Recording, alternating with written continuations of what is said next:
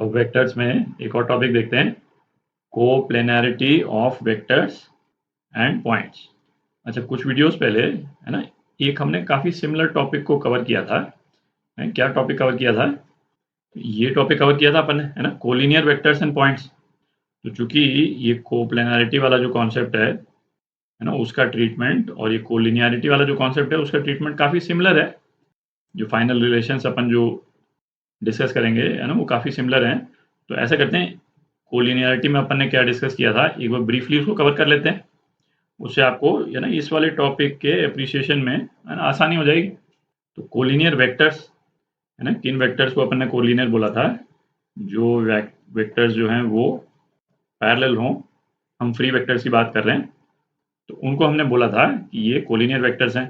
और collinear vectors जो हैं वो देखने में कैसे लगेंगे, है ना, ये वेक्टर ए है, वेक्टर बी है, अपोजिट डायरेक्शन में भी हो सकता है वेक्टर सी, है ना। कोलिनियर वेक्टर्स जो है देखने में ऐसे लगते हैं। और कोई भी दो वेक्टर्स यदि कोलिनियर है तो उनके बीच का रिलेशन जो है वो क्या होता था, A is equal to lambda B, अपन इस तरह से लिख सकते थे उनको। ठीक, ये रिलेशन होल्ड करेगा यदि कोई दो वेक्टर्स जो हैं वो कोलिनियर हैं। अच्छा, फिर हमने क्या देखा कि यदि ए और बी कोलिनियर नहीं है ना, नॉट कोलिनियर, और कुछ मैथमेटिकल मैनिपुलेशन के बाद में हमारे पास में कुछ इस तरह की इक्वेशन आ रही है कि भाई lambda A is equal to mu B suppose, और हमको ये मालूम है कि ए और बी कोलिनियर नहीं है।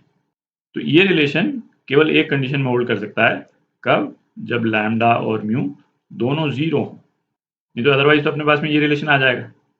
तो ये वाला जो डिस्कशन है, ये वाला डिस्कशन अपन ने किस रिस्पेक्ट में किया? वेक्टर्स के रिस्पेक्ट में किया। ठीक। अच्छा, फिर हमने क्या डिस्कस किया? फिर हमने पॉइंट्स की कोलिनियरिटी डिस्कस की। और पॉइंट्स के कोलिनियर होने का मतलब बेसिकली क्या हुआ कि एक लाइन में, है ना, यही फ्रेज मैंने यूज किया था कि कोई भी तीन पॉइंट यदि हैं, है ना, ए बी और सी यदि एक लाइन में है तो हम क्या बोलते हैं कि ये तीनों पॉइंट जो है कोलिनियर है। और फिर इसकी कंडीशन अपन ने कैसे निकाली थी? इनके पोजीशन वेक्टर्स के टर्म्स में, कि भाई किसी भी कॉमन पॉइंट जो नॉर्मली ओरिजिन रहेगा बट नहीं भी हो सकता है, उससे फर्क नहीं पड़ता है, उसके टर्म्स में यदि इन पॉइंट्स का पोजीशन वेक्टर जो है वो ए बी का बी और सी का पोजीशन वेक्टर जो है सपोज सी है, तो ए बी सी के कोलिनियर होने के लिए, है ना, इन तीनों के सेम लाइन पे होने के लिए vector A B vector B C के कोलिनियर होना चाहिए। मतलब वेक्टर ए बी ये किसके पैरेलल होना चाहिए? बी सी के पैरेलल होना चाहिए, है ना। इसका मतलब क्या हुआ है कि ये वाला रिलेशन होल्ड करना चाहिए इन वेक्टर्स के लिए। तो फिर हमने ए बी का रिलेशन लिखा बी माइनस ए और equal to lambda C minus B, और इसको हम मैनिपुलेट करके लिखेंगे तो क्या आया था, A minus lambda plus one B plus lambda C is equal to zero. और फिर हमने क्या नोट किया था कि ये ए बी और सी के जो कोएफिशिएंट्स हैं इनका सम जो है वो जीरो आता है। तो फिर हमने क्या बोला कि यदि कोई तीन पॉइंट हैं जिनके पोजीशन वेक्टर्स ए बी और सी हैं, है ना, A B C itself collinear नहीं है, कोलिनियर तो ये पॉइंट्स हैं, है ना, ये तो पोजीशन वेक्टर्स हैं। तो इन तीन पॉइंट्स के कोलिनियरिटी की कंडीशन जो है वो क्या हो जाती है, X A plus Y B plus Z C is equal to zero, जहाँ पे where X plus Y plus Z is equal to zero, है ना। ये तो डिस्कशन अपन कर चुके हैं वहाँ पे। तो यहाँ पे जो वेक्टर्स का डिस्कशन है और जो पॉइंट्स का डिस्कशन है, मेंटली आपके दिमाग में क्लियर रहना चाहिए। ये वाले वेक्टर्स जो हैं, है ना, ये वेक्टर्स कोलिनियर नहीं है, ये पोजीशन वेक्टर्स हैं। तो अब अपन, है ना, ये वाला टॉपिक डिस्कस करते हैं, कोप्लेनैरिटी ऑफ वेक्टर्स एंड पॉइंट्स। बिल्कुल सिमिलर ट्रीटमेंट है। तो जब हम कोलिनियरिटी चेक करते हैं तो हम क्या चेक कर रहे हैं? सेम लाइन, पॉइंट्स के लिए सेम लाइन, या फिर है ना पैरेलल है कि नहीं है, वेक्टर्स जो हैं तो पैरेलल हैं कि नहीं। और कोप्लेनैरिटी में हम क्या चेक करते हैं? कोप्लेनैरिटी में हम क्या चेक करते हैं कि जो वेक्टर्स जो हैं वो सेम प्लेन में है कि नहीं है ना, वेक्टर्स हैं तो सेम प्लेन में है कि नहीं है, और पॉइंट्स यदि हैं तो ये पॉइंट जो है वो सेम प्लेन में है कि नहीं। ठीक, तो ऐसा करते हैं, है ना, विजुलाइज करने के लिए एक 3D कोऑर्डिनेट एक्सिस बनाते हैं, थोड़ा बेसिक विजुअलाइजेशन करते हैं ज़रा। तो ये 3 डायमेंशनल एक्सिस अपन ने बना लिया है यहाँ पे, एक्स वाई और इसको मैं जेड बोल देता हूँ।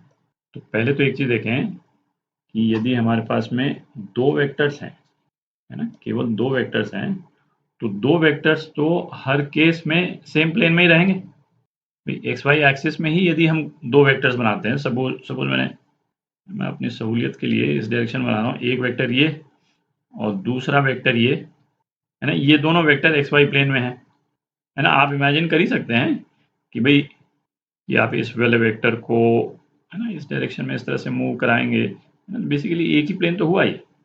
अच्छा, कोई एक वेक्टर जो है यदि एक्स जेड प्लेन में हम बना दें यहाँ पे, है ना, ये मैंने जानबूझ के जेड एक्सिस के पैरेलल बनाया है, तो यदि ये वाला वेक्टर और ये वाला वेक्टर इसका जो कॉमन प्लेन है, यदि उसको हम बनाएं, इनका कॉमन प्लेन जो है ना, उसको बनाने की अपन कोशिश कर सकते हैं।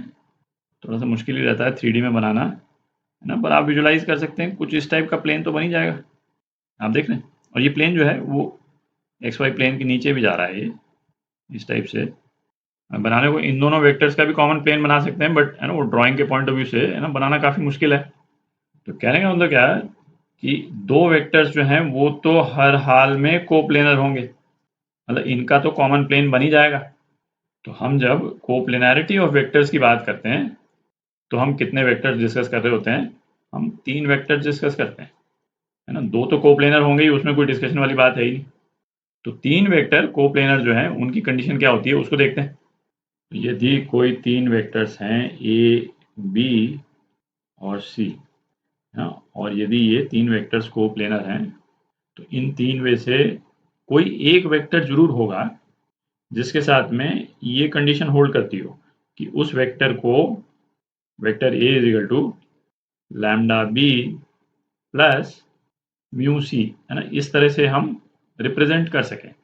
तीनों को इस तरह से घुमा करके हम रिप्रेजेंट कर सकें, कोई जरूरी नहीं है, और वो जरूरी क्यों नहीं है अभी देखेंगे थोड़ी देर में। पर इन 3 में से कोई एक वेक्टर जरूर होगा जिसको इस तरह से हम रिप्रेजेंट कर सकें। तो ये रिलेशन जो है वो, है ना, क्या शो कर रहा है या कहाँ से आया है ना, इसकी इंट्यूटिव अंडरस्टैंडिंग हम जो हमारा स्टैंडर्ड वेक्टर नोटेशन है उससे भी ले सकते हैं। स्टैंडर्ड वेक्टर्स को डिनोट करने के लिए अपन करते क्या हैं, आप ये देखें, जैसे कोई एक जनरल वेक्टर अपन ले लिया, वेक्टर ए, है ना, 2 डायमेंशन में ही है, तीसरा डायमेंशन हटा दिया मैंने। हमारा स्टैंडर्ड नोटेशन क्या है भाई, 2 डायमेंशन में किसी भी वेक्टर को रिप्रेजेंट करने के लिए हमने क्या सिस्टम किया कि हमने 2 वेक्टर्स को डिफाइन किया, है ना। एक तो वेक्टर आई को डिफाइन किया एक्स एक्सिस के अलॉन्ग, और एक वेक्टर जे को डिफाइन किया वाई एक्सिस के अलॉन्ग, और इनका कॉम्बिनेशन यूज करके हम किसी भी वेक्टर को रिप्रेजेंट कर सकते हैं। और उसको रिप्रेजेंट करने के लिए बेसिकली हम करते क्या हैं कि भाई आई के डायरेक्शन में यदि हम लाइन खींच दें तो, है ना, बेसिकली पैरेललोग्राम बना रहे हैं। वाई एक्सिस के अलॉन्ग हमने एक लाइन खींच दी, और फिर यहाँ जे के डायरेक्शन में हमने इसको एक्सटेंड कर दिया, और फिर एक्स एक्सिस के अलॉन्ग हमने लाइन खींच दी, ताकि ये पैरेललोग्राम बन गया अपने पास, है ना। अपने पास ये वाला, इस वाले केस में तो रेक्टेंगल है, पर एक पैरेललोग्राम बन गया अपने पास। तो अब हम ट्राइंगल लॉ लगा सकते हैं। ट्राइंगल लॉ लगाने के लिए हमको क्या चाहिए भाई, एक ये वाला वेक्टर चाहिए और एक ये वाला वेक्टर चाहिए, ठीक।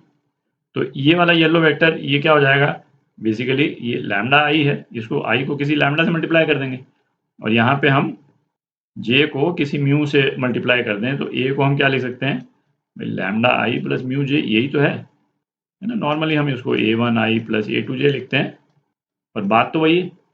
अब आप कहेंगे कि भाई ये तो आई और जे परपेंडिकुलर थे, पर सी ये वाली चीज़ करने के लिए आई और जे का परपेंडिकुलर होना जरूरी नहीं है। ये तो हमने अपने सहूलियत के लिए, अपने विजुलाइजेशन के लिए आई और जे को परपेंडिकुलर कर लिया। कहने का मतलब जे जो है हम चाहते तो जे का यूनिट वेक्टर तो हम यूं भी रख सकते थे, कोई फर्क नहीं पड़ता है। आप ए को इस वाले जे से भी रिप्रेजेंट कर सकते हैं, है ना, उसको भी देख लेते हैं एक बार।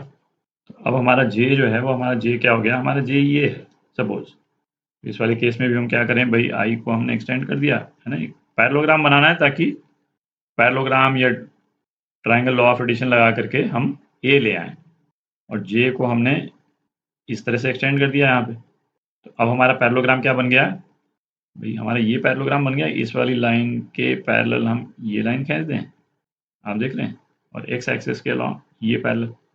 आप देख रहे हैं ये पैरेललोग्राम बन गया आपका, ये पूरा ये पैरेललोग्राम बन गया। तो इस वाले केस में भी हमको वेक्टर कौन से चाहिए भाई, एक ये वेक्टर चाहिए और एक ये वेक्टर चाहिए। तो ये वाला वेक्टर इसको हम लैम्डा आई है ना, लैम्डा से मल्टीप्लाई कर देंगे तो इसको तो ये चेंज हो जाएगा।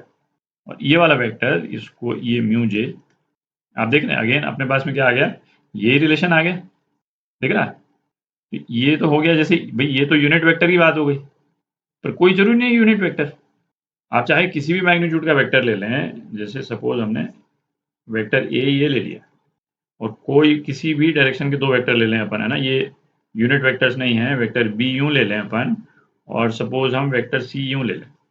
अब ए को हमको एक्सप्रेस करना है बी और सी के टर्म्स में, तो बी को उठा करके हम यहाँ रख दें, है ना, बी इस टाइप का हो जाएगा और सी को चलिए सी को थोड़ा लंबा कर देते हैं ताकि बी जैसा ना लगे, है ना। और सी का डायरेक्शन क्या है, सी का डायरेक्शन कुछ ये है, ये बी हो गया।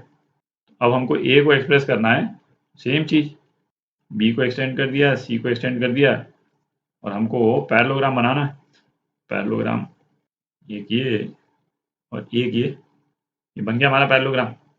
तो हमको कौन कौन से वेक्टर चाहिए, एक तो ये वाला वेक्टर चाहिए और एक ये वाला वेक्टर चाहिए। तो इस वाले वेक्टर को अपन क्या लिख सकते हैं, लैम्डा बी, और इस वाले वेक्टर को क्या लिख सकते हैं, म्यू सी। अगेन ए को हम क्या एक्सप्रेस कर सकते हैं, lambda B plus mu C. आप देख रहे हैं ये, चूंकि ये काफ़ी इंपॉर्टेंट रिलेशन है, आपके दिमाग में आएगा कि ये आता कैसे है। तो ये चीज़ आप समझ लें तो, है ना, ये तो क्लियर ही, ठीक। तो तीन वेक्टर्स के कोप्लेनर होने की बेसिक इक्वेशन ये है ना। कोलिनियरिटी से यदि कंपेयर करें तो कोलिनियरिटी में जो बेसिक इक्वेशन थी ये उसके इक्विवेलेंट है। आप देख रहे हैं, बस यहाँ पे एक म्यू करके क्योंकि एक और वेक्टर आ गया तो ये वाली टर्म आ गई। अच्छा अब एक चीज़ और देखें कि जिस तरह से ये अपन ने रिलेशन डिराइव किया कि किसी भी वेक्टर को दो दूसरे वेक्टर्स के टर्म्स में हमने एक्सप्रेस किया, ये करने के लिए ज़रूरी क्या था कि ये तीनों वेक्टर्स जो हैं वो उनका सेम प्लेन में होना ज़रूरी था। दिख रहा है, सेम प्लेन में होना ज़रूरी क्यों है, इसको मैं फिर से, है ना, 3D एक्सेस बनाते हैं। यदि ये Z एक्सेस हो गई, इस वाले डायग्राम को थोड़ा क्लियर कर देता हूँ। अच्छा अब आप देखें, जैसे ये वेक्टर ए जो है वो XY प्लेन में है, तो अपन ने यहाँ पे एक वेक्टर XY प्लेन में ये तो I लिया था और दूसरा वेक्टर कौन सा लिया था, J लिया था। अच्छा सपोज हम दूसरा वेक्टर XY प्लेन में नहीं लेते हैं तो ये रिलेशन हम कभी भी सेटिस्फाई नहीं कर पाएंगे। इन द सेंस, है ना, अपनी सहूलियत के लिए यदि मैं दूसरा वेक्टर सपोज XZ प्लेन में ले लूँ, है ना, XZ प्लेन में आप विजुलाइज करने की कोशिश करें, सपोज इस तरह का मैंने वेक्टर ले लिया, है ना, इस वाले वेक्टर को, जरूरी नहीं है यूनिट वेक्टर हो चाहे कुछ हो, उससे कोई फर्क तो पड़ता नहीं, मैंने इसको M बोल दिया, नॉर्मल वेक्टर ये, चलिए, है ना, यूनिट वेक्टर नहीं है। तो अब इसमें हो क्या रहा है कि इन दोनों ही वेक्टर्स के केस में इन दोनों ही वेक्टर्स का कोई भी J कंपोनेंट तो है ही नहीं, मतलब Y एक्सिस के डायरेक्शन में कोई कंपोनेंट तो है ही। और ये वाला जो वेक्टर है इसका एक कंपोनेंट तो X एक्सिस के डायरेक्शन में है और एक कंपोनेंट हमको ये Y एक्सिस के डायरेक्शन में भी तो एक कंपोनेंट चाहिए ना। तो अब इन दोनों वेक्टर्स के कॉम्बिनेशन से X एक्सिस के अलॉन्ग और Z एक्सिस के अलॉन्ग तो हम कोई भी वेक्टर बना सकते हैं, पर किसी भी वेक्टर का J कंपोनेंट यदि है तो वो वेक्टर तो हम क्रिएट ही नहीं कर सकते ना। आप देख रहे हैं चाहे जो भी कॉम्बिनेशन हो इसका, तो इसका मतलब क्या हुआ है कि वेक्टर A, वेक्टर I और वेक्टर M जो है वो सेम प्लेन में नहीं है और इस तरह का रिलेशन हम नहीं बना सकते, ठीक। तो ये तो विजुअलाइजेशन की बात हो गई, है ना, कॉन्सेप्ट आपको क्लियर हो ही गया होगा। कॉन्सेप्ट क्लियर हो गया तो इसके, है ना, बाकी मैथमेटिकल एस्पेक्ट देख लेते हैं, है ना। बाकी तो सिंपल ही है, बाकी तो जैसे कोलिनियरिटी में अपन ने देखा था एग्जैक्टली उस टाइप के रिलेशन है ना। एक टर्म और ऐड हो जाएगी, है ना, उसको देख लेते हैं। तो ये जो कंडीशन अपने पास में आ गई, है ना, ये कंडीशन क्या हो गई, है ना, condition for coplanarity of 3 vectors, ठीक। अच्छा अब यदि सपोज 3 वेक्टर्स हैं जो अपने को मालूम है कि कोप्लेनर नहीं है, है ना, नॉट कोप्लेनर, सेम प्लेन में नहीं है, और अपने पास में इस तरह का कोई रिलेशन आ रहा है ना, suppose alpha A plus lambda B plus mu C is equal to 0। तो ये किस केस में हो सकता है, यदि ये तीनों वेक्टर्स ए बी और सी नॉन कोप्लेनर हैं जब अल्फा, लैम्डा और म्यू तीनों के तीनों 0 हो, है ना। एग्जैक्टली सेम चीज हम कोलिनियरिटी के केस में भी देख चुके हैं। तो ये तो हो गया किसका, वेक्टर्स का डिस्कशन।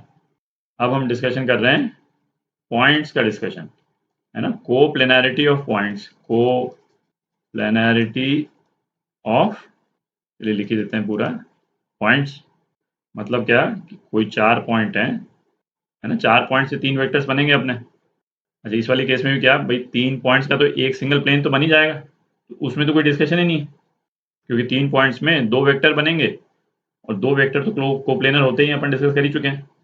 तो 4 पॉइंट सेम प्लेन पे आ रहे हैं कि नहीं आ रहे हैं, ये हम कैसे पता करते हैं, है ना। एग्जैक्टली ट्रीटमेंट बिल्कुल सेम है। ए बी सी डी, ये 4 पॉइंट्स, और इनके अपने को पोजीशन वेक्टर्स दे रखे हैं, है ना। सपोज ओरिजिन है, ओरिजिन के अलावा भी कोई पॉइंट हो सकता है, जरूरी नहीं ओरिजिन हो। तो ये वेक्टर सपोज ए हो गया, ये वेक्टर बी, ये वेक्टर सी, वेक्टर डी यहाँ लिख लेते हैं अपन, ये डी है, और सपोज ये वेक्टर डी हो गया। ये कोप्लेनर है कि नहीं अपने को चेक करना है, ये डी। और ये जरूर दिमाग में रखें कि जब हम कोप्लेनरिटी ऑफ पॉइंट्स डिस्कस कर रहे हैं, तो ये वाले ए बी सी डी जो हैं वो ये वाले ए बी सी नहीं है ना, क्योंकि ये पोजीशन वेक्टर्स हैं इन पॉइंट्स के। तो कोप्लेनरिटी हम इन पोजीशन वेक्टर्स की कोप्लेनरिटी नहीं डिस्कस कर रहे हैं, हम कोप्लेनरिटी किसकी डिस्कस कर रहे हैं, इन वेक्टर्स की। कौन से, vector A B, vector B C और वेक्टर सी डी। तो ए बी वेक्टर, है ना, ये क्या हो जाएगा, बी माइनस ए, बी सी वेक्टर, ये क्या हो जाएगा, इजिकल टू ये सी माइनस बी, और सी डी वेक्टर ये क्या हो जाएगा, डी माइनस सी हो जाएगा। तो ये 3 वेक्टर्स जो हैं 1 2 और 3, ये कोप्लेनर हैं। तो इसके लिए हम ये वाली कंडीशन लगाते हैं इसमें। तो अपने पास में क्या आ जाएगा, B minus A is equal to lambda C minus B plus mu D minus C. और इसको हम रीअरेंज कर लें तो क्या आ जाता है, A minus lambda plus 1 B plus lambda minus mu C plus mu D is equal to 0। तो जैसा कोलिनियर पॉइंट्स के केस में अपने पास में रिलेशन आया था, है ना, ये term plus this plus this plus this, ये क्या है, 0 हो रही है, इनका एडिशन 0 हो रहा है। तो इस वाले एक्सप्रेशन को अपन क्या लिख सकते हैं कि X A plus Y B plus Z C plus U D is equal to 0, where X plus Y plus Z plus U, इनका सम जो है वो 0 है। 1 minus lambda minus 1 plus lambda minus mu plus mu, है ना, 0 हो गया, है ना। जैसे पॉइंट्स की कोलिनियरिटी की कंडीशन अपन ने देखी थी, है ना, एग्जैक्टली सेम, है ना, ये condition where X plus Y plus Z plus U is equal to 0। ठीक, तो अब कुछ क्वेश्चंस करेंगे।